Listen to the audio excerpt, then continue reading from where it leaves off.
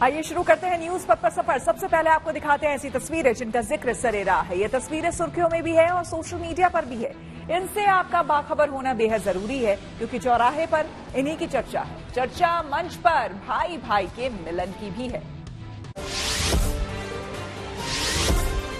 आंध्र प्रदेश में चंद्रबाबू नायडू की अगुवाई में एनडीए सरकार ने कमान संभाली। वहां तेलुगु देशम पार्टी के प्रमुख चंद्रबाबू नायडू ने 24वें मुख्यमंत्री के तौर पर शपथ ली। उनके अलावा जन सेवा प्रमुख और अभिनेता पवन कल्याण ने डिप्टी सीएम पद की शपथ ली, जबकि तीसरे नंबर पर नायडू के बेटे नारा लोकेश ने शपथ ली। इस दौरान उन्होंने अपने पिता के पैर छुए, फिर वो पीएम मोदी से मिले और उनके पांव छूने की कोशिश की, लेकिन पीएम ने उन्हें ऐसा करने से रोक लिया। इस शपथ ग्रहण समारोह के दौरान वहां गृह मंत्री अमित शाह, स्वास्थ्य मंत्री जेपी नड्डा और अभिनेता रजनीकांत समेत कई और हस्तियां भी मौजूद रहीं। आंध्र प्रदेश में नई सरकार के शपथ ग्रहण समारोह के दौरान कुछ खास पल भी देखने को मिले। वहां प्रधानमंत्री नरेंद्र मोदी ने सीएम चंद्रबाबू नायडू को गले लगाया। साथ ही डिप्टी सीएम पद की शपथ लेने वाले पवन कल्याण और उनके भाई चिरंजीवी से भी पीएम ने बड़ी ही गर्मजोशी के साथ मुलाकात की। उन्होंने पवन और चिरंजीवी को मंच पर आगे लाकर उनके हाथ विजेता की तरह से ऊपर कर दिए, फिर उन्हें गले लगाया। वहीं इसके बाद प्रधानमंत्री ने रजनीकांत और दूसरी हस्तियों से भी मुलाकात की। इसी मंच पर एक भावुक पल भी देखने को मिला। पवन कल्याण डिप्टी सीएम पद की शपथ लेने के बाद अपने भाई चिरंजीवी के पैर छूते हुए दिखाई दिए, फिर चिरंजीवी ने पवन को गले लगा लिया। रक्षा मंत्री राजनाथ सिंह ने ओडिशा के पुरी में जगन्नाथ मंदिर में दर्शन किए। इस दौरान उनके साथ रेल मंत्री अश्वनी वैष्णव भी मौजूद रहे। राजनाथ ओडिशा में नई बीजेपी सरकार के गठन को लेकर बतौर पर्यवेक्षक यहां पहुंचे हुए थे। राजस्थान के चित्तौड़गढ़ जिले के प्रसिद्ध कृष्णा धाम सांवलियाजी में रिकॉर्ड चढ़ावा आया है। ऐसे में इसे गिनने के लिए काफी समय लगा। इस बार एक महीने में 17 करोड़ रुपए से ज्यादा का कैश श्रद्धालुओं ने वहां पर चढ़ाया है। इसके अलावा 1.5 किलो से ज्यादा सोना और 17 किलो चांदी भी भगवान को अर्पित की गई। पाकिस्तान के गधों की खबर सोशल मीडिया पर काफी वायरल हो गई है। दरअसल वहां गधों की संख्या एक साल में 1 लाख बढ़ गई है। पिछले वित्त वर्ष की आर्थिक सर्वेक्षण रिपोर्ट में ये बात सामने आई। इसमें कहा गया कि गधों की आबादी अब 59 लाख को पार कर गई, जबकि इससे पहले ये 58 लाख थी। इस रिपोर्ट को लेकर सोशल मीडिया पर पाकिस्तान का मजाक उड़ाया जा रहा है। लोग कह रहे हैं कि जीडीपी बढ़े या न बढ़े, पाकिस्तान में गधे जरूर बढ़ेंगे। वैसे इसी आर्थिक सर्वेक्षण रिपोर्ट में ये भी कहा गया है कि वहां जीडीपी बढ़त दर 2.38% रही, जबकि पहले इसका लक्ष्य 3.5% रखा गया था।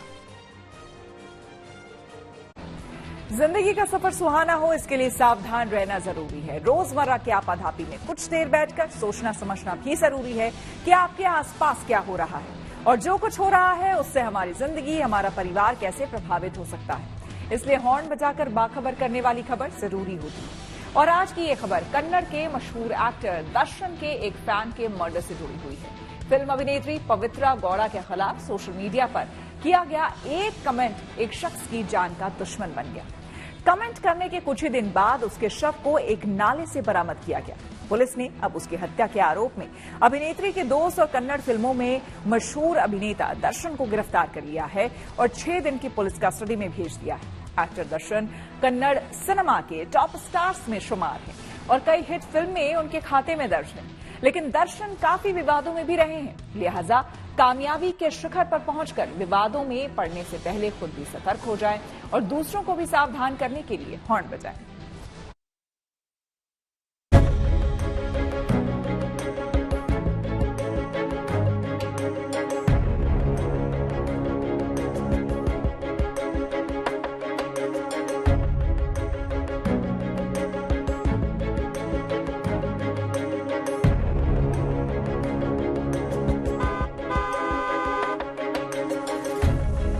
चैलेंजिंग एक्टर के नाम से लोकप्रिय कन्नड़ अभिनेता दर्शन थुगुदीपा पर अपने फैन की हत्या का संगीन आरोप लगा है।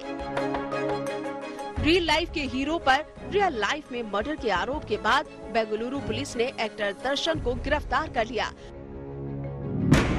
ये पूरा मामला किसी फिल्मी स्टोरी से कम नहीं है, जिसमें सस्पेंस भी है, थ्रिल भी है और सबसे बड़ी बात ये कि इसके तार किसी सेलिब्रिटी से जुड़े हैं। आप इस पूरी वारदात के सबसे बड़े किरदार दर्शन थुगु दीपा के बारे में जान लीजिए। तो एक्टर दर्शन पर रेणुका स्वामी नाम के युवक की हत्या करवाने का आरोप है। इस हत्याकांड से जुड़े 10 और संदिग्धों को हिरासत में लेकर पुलिस पूछताछ कर रही है और पुलिस को हत्या की गुत्थी सुलझाने में बड़ी कामयाबी तब मिली जब संदिग्धों ने कबूल किया कि उन्होंने दर्शन के कहने पर ही रेणुका स्वामी की हत्या की थी। कन्नड़ा फिल्म एक्टर दर्शन के ऊपर एक गंभीर आरोप है। दर्शन और 13 दर्शन के सहचर के ऊपर मर्डर केस का आरोप है। पुलिस को मानना है कि उनके गर्लफ्रेंड पवित्रा गौड़ा को एक बंदा रेणुका स्वामी ने एक कंट्रोवर्शियल कमेंट किया था। उनके सोशल मीडिया पोस्ट पर जो कंट्रोवर्शियल कमेंट था वो वायरल हो चुका था। उसके बाद पवित्रा गौड़ा ने उनके सहचर और दर्शन को बताया था। उसके बाद दर्शन एक बंदा रेणुका स्वामी करके एक चित्रदुर्गा में है और उसको वहां से किडनैप करके बेंगलुरु में एक शेड में उसको पीट कर मार दिया था। पुलिस के मुताबिक रेणुका स्वामी की हत्या 8 जून को की गई थी। गिरफ्तार किए गए आरोपी एक हफ्ते से रेणुका स्वामी के पीछे पड़े थे। उसके मूवमेंट को ट्रैक किया जा रहा था। आखिरकार मौका पाकर रेणुका स्वामी पर हमला किया गया।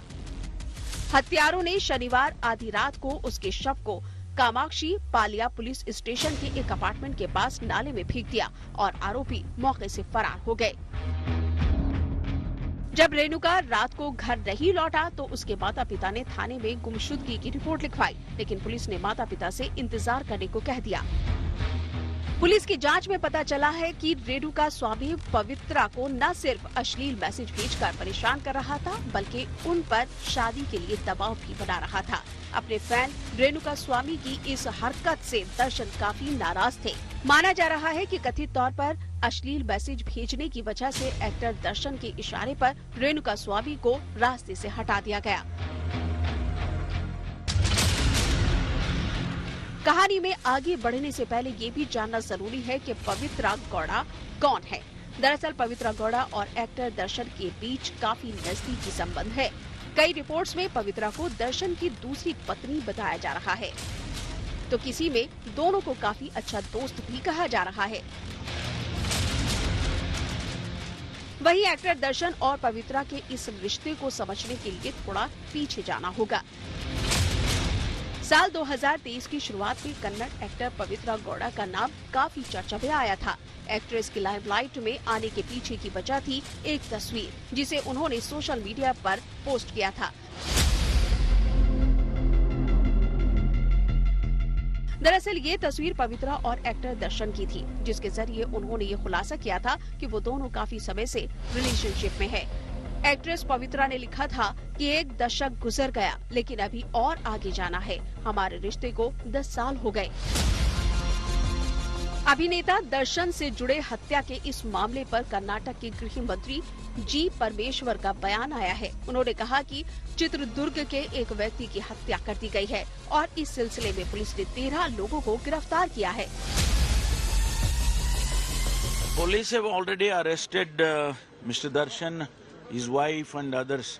13 people have been arrested. And they are looking into it. They are investigating what has happened, how this murder took place, why, what is the reason behind it. All these things they are examining it. दर्शन का विवादों से पुराना नाता रहा है। साल 2011 में दर्शन पहली बार विवादों में तब आए जब उनकी पत्नी विजय लक्ष्मी ने उन पर डोमेस्टिक वायलेंस का आरोप लगाया। वहीं साल 2021 में ही दर्शन पर मैसूर के एक होटल में मारपीट का आरोप लगा था और 2023 में दर्शन को उस वक्त गिरफ्तार किया गया जब उनके डॉग ने एक शख्स को काट लिया था। 48 साल के एक वकील ने आरोप लगाया था कि उसने अभिनेता के घर के पास अपनी कार पार्क कर दी थी, जिससे नाराज एक्टर ने अपने डॉग से उन पर हमला करवा दिया। साल 2023 में ही देवी लक्ष्मी के बारे में आपत्तिजनक बयान देकर आक्रोश भड़काने के लिए एक्टर दर्शन की आलोचना की गई थी। अपनी फिल्म क्रांति का प्रचार करते हुए उन्होंने देवी लक्ष्मी को लेकर विवादित बयान दिया था। बेशक दर्शन कन्नड़ फिल्म इंडस्ट्री के टॉप हीरो रहे हैं। उनका फिल्मी करियर लगभग 27 साल का है। दर्शन ने 1997 में आई फिल्म महाभारत से बड़े पर्दे पर डेब्यू किया। 27 साल के फिल्मी करियर में उन्होंने 75 से ज्यादा फिल्मों में एक्टिंग की। हालांकि उन्होंने सबसे बड़ी कामयाबी 2001 की एक्शन क्राइम थ्रिलर मैजेस्टिक से मिली। इतने सालों में उन्होंने मैजेस्टिक, ध्रुवा, लंकेश, पत्रिके, धर्मा, दर्शन, जोथे जोथेयल, सारथी, मिस्टर आर्यवर्ता, क्रांति और काटेरा जैसी हिट फिल्में थी। लेकिन दर्शन की लेटेस्ट रिलीज काटेरा की सक्सेस पार्टी के दौरान भी विवाद हुआ था। कहने का मतलब ये कि दर्शन के साथ जितनी कामयाबी जुड़ी है उतने विवाद भी है। लिहाजा कामयाबी के शिखर पर पहुंचकर विवादों में पड़ने से पहले खुद सतर्क हो जाएं और दूसरों को भी सावधान रहने के लिए हॉट बजाएं। बेंगलुरु से सगाई राज, गुड न्यूज टुडे। गडकरी समेत कई मंत्रियों ने संभाला कामकाज। आइए सीधे आपको ले चलते हैं न्यूज एक्सप्रेसवे पर, जहां देश भर की कुछ और जरूरी खबरें कर रही हैं आपका इंतजार। प्रधानमंत्री नरेंद्र मोदी लगातार तीसरा कार्यकाल संभालने के बाद पहली बार विदेश दौरे पर इटली जाएंगे। वहां वो सालाना G7 शिखर सम्मेलन में हिस्सा लेंगे। इसका आयोजन इसी गुरुवार से शनिवार तक होगा। G7 में America, Britain, France, Italy, Germany, Canada और जापान शामिल हैं। मोदी सरकार के कुछ और मंत्रियों ने अपने कार्यभार संभाल लिए। सुबह वित्त मंत्री निर्मला सीतारमण अपने मंत्रालय पहुंची, जहां अधिकारियों और कर्मचारियों ने उनका स्वागत किया। वहीं ज्योतिरादित्य सिंधिया ने उत्तर पूर्वी क्षेत्र विकास मंत्रालय में चार्ज लिया, जबकि नितिन गडकरी ने एक बार फिर से सड़क परिवहन मंत्रालय में कार्यभार संभाला। ओडिशा में पहली बार बीजेपी सरकार ने अपनी कमान संभाल ली।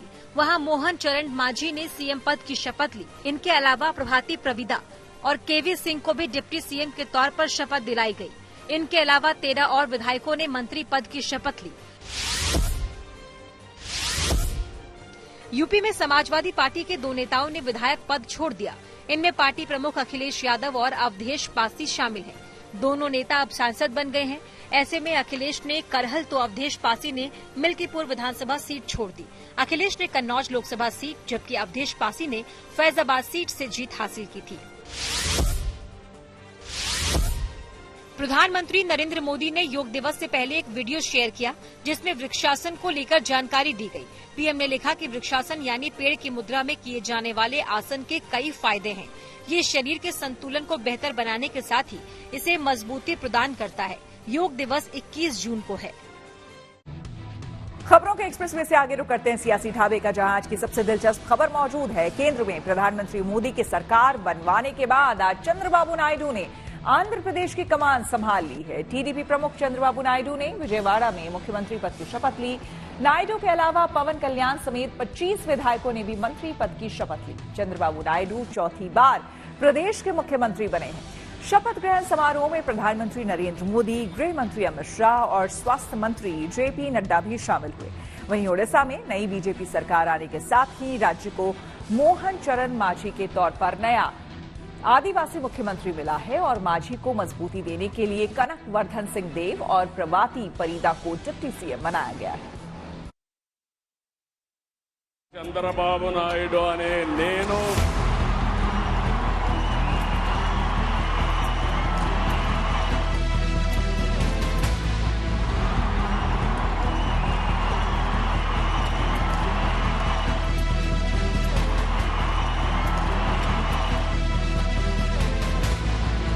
मंच चंद्रबाबू नायडू का था, मौका शपथ ग्रहण का था। चौथी बार आंध्र प्रदेश की कमान चंद्रबाबू नायडू के हाथ में है। नारा चंद्रबाबू नायडू अने नेनु ये भावुक क्षण था। प्रधानमंत्री से हाथ मिलाया, उनके गले मिले। उनके बेटे ने भी पहले पिता के पांव छुए और फिर प्रधानमंत्री मोदी से भी आशीर्वाद लेने के लिए झुके। प्रधानमंत्री ने उन्हें हाथ पकड़कर रोका और थपथपाकर आशीर्वाद दिया। इसी मंच पर आंध्र प्रदेश के डिप्टी सीएम पवन कल्याण और उनके बड़े भाई और साउथ के बड़े सुपरस्टार चिरंजीवी मौजूद थे। उनके साथ प्रधानमंत्री की जो केमिस्ट्री दिखी वो भावुक करने वाली थी। काफी देर तक दोनों भाइयों के साथ बातचीत की। उनका हाथ उठाकर जनता की ओर मुखातिब हुए। दर्शकों के बीच पहली कतार में चिरंजीवी के बेटे रामचरण भी मौजूद थे। राजनीति से अलग इस आत्मीय मुलाकात को देखकर वहां मौजूद हर इंसान भावुक नजर आया। मंच पर ही सुपरस्टार रजनीकांत भी थे। प्रधानमंत्री ने उनसे भी बेहद दोस्ताना अंदाज में मुलाकात की। ये वो तस्वीरें थी जो सियासत के शिष्टाचारों से काफी ऊपर थी। देखने वाले इन तस्वीरों में एनडीए का भविष्य देख रहे थे, पर कुल मिलाकर ये सुकून देने वाला पल था। चंद्रबाबू नायडू आज आंध्र प्रदेश के 24वें मुख्यमंत्री बने हैं। इसके साथ ही राज्य की चौथी बार कमान संभालते हुए उन्होंने आंध्र प्रदेश में सबसे ज्यादा बार मुख्यमंत्री बनने का रिकॉर्ड अपने नाम कर लिया। नायडू के साथ जनसेना पार्टी के प्रमुख और एक्टर पवन कल्याण ने डिप्टी सीएम पद की शपथ ली। उन्होंने शपथ लेने के बाद नायडू के पैर छुए। तीसरे नंबर पर नायडू के बेटे नारा लोकेश ने भी शपथ ली। कुल मिलाकर आज मुख्यमंत्री समेत 25 मंत्रियों ने विजयवाड़ा में शपथ ली। इनमें 21 मंत्री टीडीपी के हैं, 3 जनसेना के और 1 मंत्री बीजेपी से है। शपथ ग्रहण समारोह में एनडीए के कई नेता मौजूद थे, मगर मोदी 3.0 की सरकार बनाने में नायडू के साथ किंग मेकर की भूमिका को साझा करने वाले नीतीश कुमार इस समारोह से नदारद रहे। बिहार के सीएम की इस गैर मौजूदगी ने सबका ध्यान खींचा।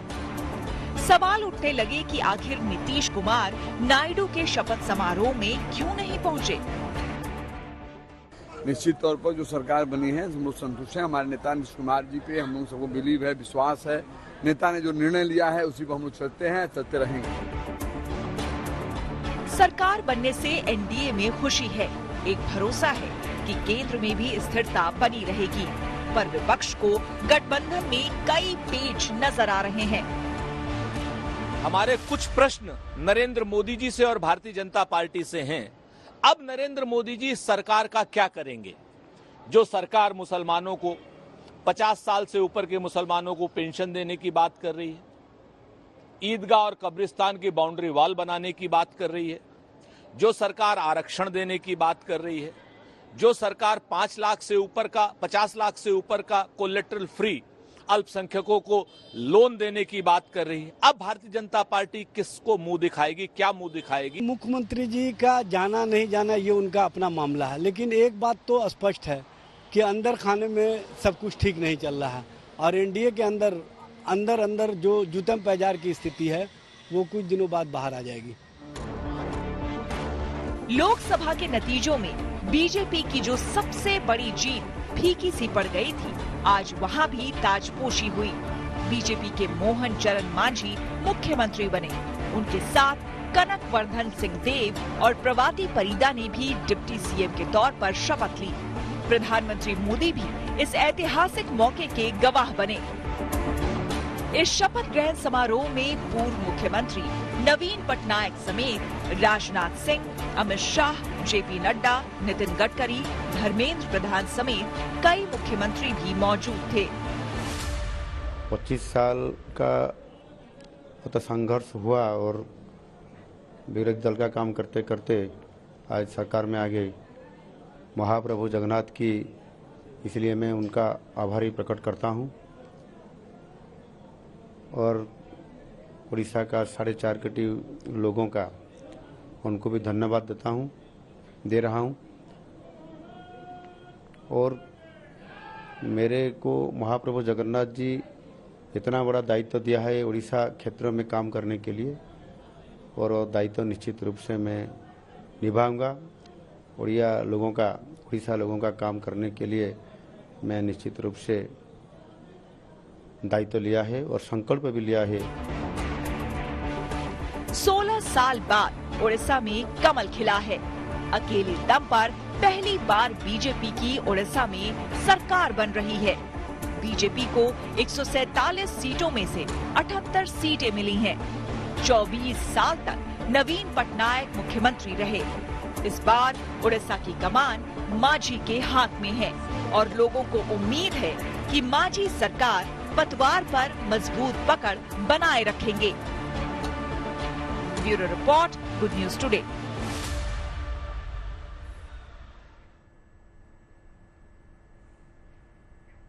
और दिल्ली में मोदी 3.0 सरकार फुल एक्शन में है। कैबिनेट मंत्रियों को उनके मंत्रालय के बंटवारे के बाद अब लोकसभा स्पीकर के नाम पर मंथन जारी है। हालांकि मंत्रालयों के बंटवारे के पहले से ही टीडीपी स्पीकर पद के लिए दावेदारी ठोक चुकी है। वहीं जेडीयू भी इस पद की मांग कर रही है। हालांकि बीजेपी ने केंद्रीय परिषद में महत्वपूर्ण मंत्रालयों को बरकरार रखकर अपनी मंशा साफ कर दी है। इसके साथ ही वो लोकसभा स्पीकर का पद भी अपने पास रख सकती है, क्योंकि ये संकट की स्थिति में काफी महत्वपूर्ण होगा। ऐसे में लोकसभा अध्यक्ष की शक्तियां और उनके विशेषाधिकार को जानना जरूरी है। तो आपको बता दें कि लोकसभा का अध्यक्ष निचले सदन का पीठासीन अधिकारी होता है, जो न केवल औपचारिक होता है बल्कि सदन के कामकाज पर पर्याप्त प्रभाव भी रखता है। लोकसभा अध्यक्ष सदन के सदस्यों में से एक होता है, जिसे साधारण बहुमत से चुना जाता है। अध्यक्ष का पद धारण करने वाली पार्टी या फिर गठबंधन विधायी एजेंडे पर काफी प्रभाव डाल सकता है, जो बदले में सरकार के कानूनों और नीतियों के कार्यान्वयन को प्रभावित कर सकता है। वहीं सदन के नियमों की व्याख्या से लेकर व्यवस्था बनाए रखने और सदस्यों के निष्कासन तक लोकसभा अध्यक्ष ये सब करता है। अध्यक्ष लोकसभा और राज्यसभा के संयुक्त सत्रों की अध्यक्षता भी करता है। अगर कोरम की कमी होती है तो वो बैठकों को स्थगित कर देता है और यदि आवश्यकता हो तो टाई ब्रेकिंग वोट डालता है। अध्यक्ष ये निर्धारित करता है कि सदन में पेश किया गया विधेयक धन विधेयक है या फिर साधारण विधेयक। ये बेहद महत्वपूर्ण है, क्योंकि विधेयक का पारित होना इस बात पर निर्भर करता है कि इसे किस तरह लिस्टेड किया गया है। इसके अलावा सदन की समितियां जो मतदान से पहले किसी नीति पर चर्चा और विचार विमर्श करती हैं, अध्यक्ष की ओर से गठित की जाती हैं। संसदीय समितियों के सदस्यों और अध्यक्षों को नामित करने का अधिकार अध्यक्ष को ही होता है। हालांकि लोकसभा अध्यक्ष का पद उतना शानदार और आधिकारिक नहीं है जितना आपको लगता है। 2008 की एक घटना, जब लोकसभा अध्यक्ष और भारतीय कम्युनिस्ट पार्टी मार्क्सवादी के दिग्गज सोमनाथ चटर्जी को अपनी पार्टी की सदस्यता खोनी पड़ी, क्योंकि उन्होंने लोकसभा अध्यक्ष के रूप में अपने कर्तव्य को प्राथमिकता दी थी। न्यूज पर आगे है धन बाजार, जहां शेयर बाजार से लेकर कारोबार तक की सभी अहम खबरें होती हैं और उसका सीधा रिश्ता आपकी आमदनी आपकी जेब से होता है। तो तेज रफ्तार खबरों के बीच ये जरूरी खबरें छूट न जाए, इसलिए सीधे आपको लिए चलते हैं धन बाजार। शेयर बाजार रिकॉर्ड ऊंचाई पर पहुंच गया। सेंसेक्स में 150 अंकों की तेजी रही और ये 76,607 पर बंद हुआ। वहीं निफ्टी ने नया ऑल टाइम हाई बनाया। दिन में कारोबार के दौरान इसने 23,442 का स्तर छुआ। हालांकि आखिर में ये 58 अंक की बढ़त के साथ 23,323 पर बंद हुआ। सोने चांदी की कीमतों में बढ़त देखने को मिली। दिल्ली में सोना प्रति 10 ग्राम 250 अंक चढ़कर 72,200 रुपए पर पहुंच गया। वहीं 1 किलो चांदी 800 रुपए ऊपर 91,500 रुपए पर बिक रही है। महंगाई के मोर्चे पर लोगों को थोड़ी राहत मिली। रिटेल महंगाई दर में गिरावट दर्ज की गई। मई महीने में ये 4.75% रही, जबकि उससे पहले अप्रैल में ये 4.83% दर्ज की गई थी। न्यूज पथ के सफर में अब सोशल अड्डा का रुख करते हैं, जहां आज बात होगी छात्रों से जुड़े एक बड़े फैसले की। यूजीसी यानी कि यूनिवर्सिटी ग्रांट्स कमीशन ने हायर एजुकेशन से जुड़े संस्थानों को लेकर एक बड़ा कदम उठाया है। यूजीसी ने हायर एजुकेशन संस्थानों में साल में 2 बार रेगुलर मोड में दाखिला देने की अनुमति दे दी है। यूजीसी का ये बड़ा फैसला इसी साल 2024-25 के एकेडमिक सेशन से लागू होगा, यानी कि अब स्टूडेंट्स के पास एक ही एकेडमिक सेशन में 2 बार एडमिशन लेने का मौका होगा।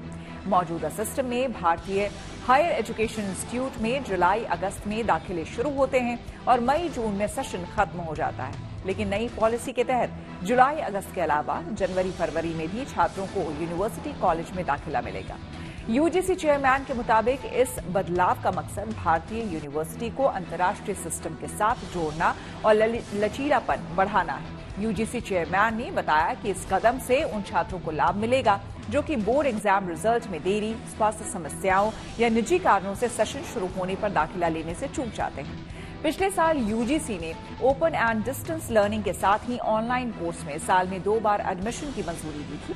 पिछले साल लिए गए इस फैसले से करीब 5 लाख छात्रों को पूरे साल इंतजार किए बिना ही डिग्री कोर्स में दाखिला लेने में मदद मिली। जाहिर है यूजीसी का ये फैसला छात्रों के हित में है, लेकिन इस फैसले को लागू करने को लेकर कई कॉलेज और यूनिवर्सिटी में असमंजस की स्थिति बनी हुई है। यूजीसी के इस नए फैसले पर हमने कुछ लोगों से बात की और उनकी राय जानी।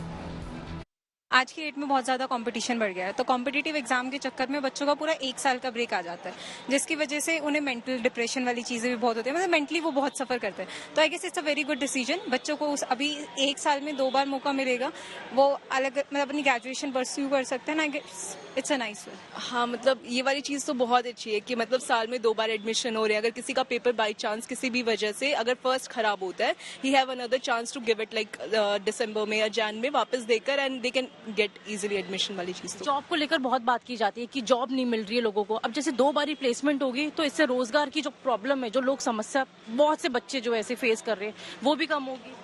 हाँ होगी, उनसे उन लोगों को प्लेसमेंट के चांसेस भी इंक्रीमेंट होंगे और उनके जब अपॉर्चुनिटी इंक्रीज होगी, उनके करियर की अपॉर्चुनिटी अच्छा रहेगा। ये अगर उससे प्लेसमेंट के चांसेस बढ़ते हैं स्टूडेंट्स के लिए, देन अच्छा डिसीजन है मेरे हिसाब से, क्योंकि इंडिया में वैसे employment rates are very less, बहुत कम है, एंड स्टूडेंट्स को बहुत दिक्कत हो रही है अभी प्लेसमेंट्स के लिए। तो प्लेसमेंट्स अगर बढ़ती है, उससे रिजल्ट अच्छा आ रहा है, if it has a good result, तो फिर अच्छा डिसीजन है। आई फील लाइक कि अगर एक सेमेस्टर लेट ज्वाइन करके आपके प्लेसमेंट के चांसेस डबल हो रहे हैं, so it's a good decision, because at the end of the day what does a student want? उसको अपने कॉलेज फीस के ऊपर रेवेन्यू आना चाहिए, उसको प्लेसमेंट तो लगनी चाहिए। अगर पहले ट्राई में नहीं हो रहा, so obviously you can give one more chance. So I feel like it's a good decision. मुझे ऐसे लगता है कि चांस बुरे नहीं है। अगर बच्चा कोई अगर नर्वस हो रहा है, आज के टाइम में मैंने देखा है कि बच्चे जो है ना ज्यादा प्रेशर में आते हैं, उन लोगों को दबाव भी उनका रहता है, तो एक बार अगर उसका ड्रॉप हो गया तो अगली बार उसको चांस मिलेगा। तो मैं मानता हूँ ये गुड डिसीजन है गवर्नमेंट का, एचआरडी मिनिस्ट्री का, एजुकेशन डिपार्टमेंट का, ये जो डिसीजन लिया है ये अच्छा है। मेरे ओपिनियन के हिसाब से तो आई गेस ये डिसीजन बहुत सही है, like to be very honest, क्योंकि काफ़ी बार ऐसा होता है कि अगर आप किसी पर्टिकुलर फील्ड के बारे में नहीं बात कर सकते, जैसे इंजीनियर्स, आजकल इंजीनियर्स की, I am also an engineer, and the thing is कि काफ़ी सारे लोग हैं जो ऐसे काफ़ी सारे कॉलेजेस के ट्राई करते हैं, काफ़ी सारी चीज़ें होती हैं। कई बार काफ़ी ऐसी चीज़ें हो जाती है, कुछ लोगों को प्रिपरेशंस में दिक्कत होती है ड्यू टू सम रीजंस, जैसे अभी कोविड के टाइम पे भी काफ़ी लोगों को प्रिपरेशंस की दिक्कत हुई थी, और काफ़ी सारी ऐसी चीज़ें हैं, एंड तो मेरे ख्याल से डिसीजन सही है। और आइए अब रुक करते हैं प्रगति मार्ग का, जहां ऐसी खबरें हैं जो कि देश की तरक्की, प्रगति और लोगों की काबिलियत दिखाती हैं। आजकल महानगरों में सीसीटीवी कैमरे दिखना आम बात है। सुरक्षा के लिहाज से सीसीटीवी कैमरों की अहमियत बिहार के मुजफ्फरपुर में एक गांव ने भी समझी और पूरे गांव को कैमरों की निगरानी में रखा है।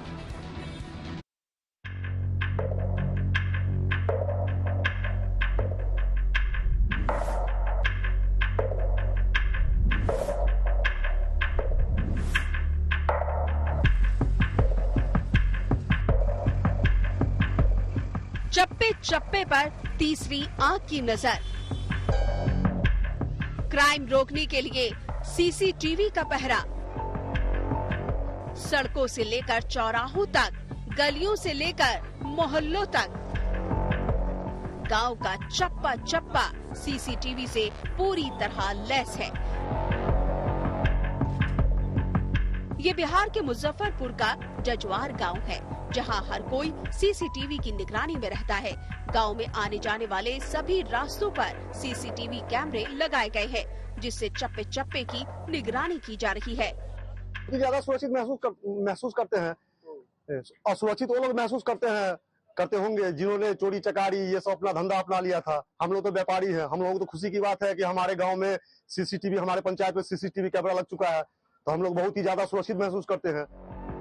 कभी आपराधिक वारदात की वजह से गांव के लोग दहशत में रहते थे, लेकिन सीसीटीवी लगने के बाद गांव में अपराध के ग्राफ में कमी आ गई है और गांव के लोग पूरी तरह सुरक्षित महसूस करने लगे हैं। पहले कोई ना कोई अप्रिय घटना होता ही था, अभी थोड़ा जब से सीसीटीवी कैमरा लग गया है तब से थोड़ा शांति का माहौल है। न सिर्फ गांव में चप्पे चप्पे पर सीसीटीवी लगाए गए हैं, बल्कि तमाम फुटेज पर निगरानी के लिए कंट्रोल रूम भी तैयार किया गया है, जहां से पूरे गांव की मॉनिटरिंग की जाती है। वेस्ट प्रोसेसिंग, सोलर लाइट, ये सब सारा जरूरी है, तो उसको हम लोग देख लेते हैं। और किसी गांव में अगर इस तरह का प्रयास हुआ है तो ये बहुत अच्छी बात है, इसके लिए पूरी टीम बधाई की पात्र है। जैसे शहरों में सीसीटीवी कैमरा लगता है और उसकी ICCC से मॉनिटरिंग होती है, उसी तरीके से गांव में भी अगर सीसीटीवी लगता है तो ये प्रोग्रेसिव स्टेप है और इससे जो है निश्चित रूप से बेहतरी होगी गांव की। दरअसल केंद्र के 15वें वित्त आयोग के तहत एक योजना की शुरुआत हुई, जिसके तहत पंचायत स्तर पर गांव के अंदर अलग अलग इलाकों में सीसीटीवी कैमरे लगाए गए। अब तक इस गांव में 17 सीसीटीवी कैमरे लग चुके हैं, जबकि अभी 10 और कैमरे लगाए जाने हैं, जिसके बाद पूरा जजुआर गांव सीसीटीवी की निगरानी में सुरक्षित रहेगा। सीसीटीवी कैमरों के लगने से न सिर्फ अपराध में कमी आई है, बल्कि विकास कार्यों पर निगरानी में भी सहूलत हुई है। मुजफ्फरपुर से मनीष भूषण शर्मा के साथ bureau report, good news today. इसी के साथ न्यूज पक में मेरे यानी कि श्वेता झा के साथ फिलहाल इतना ही। देश दुनिया की तमाम पॉजिटिव खबरों के लिए आप देखते रहिए गुड न्यूज टुडे।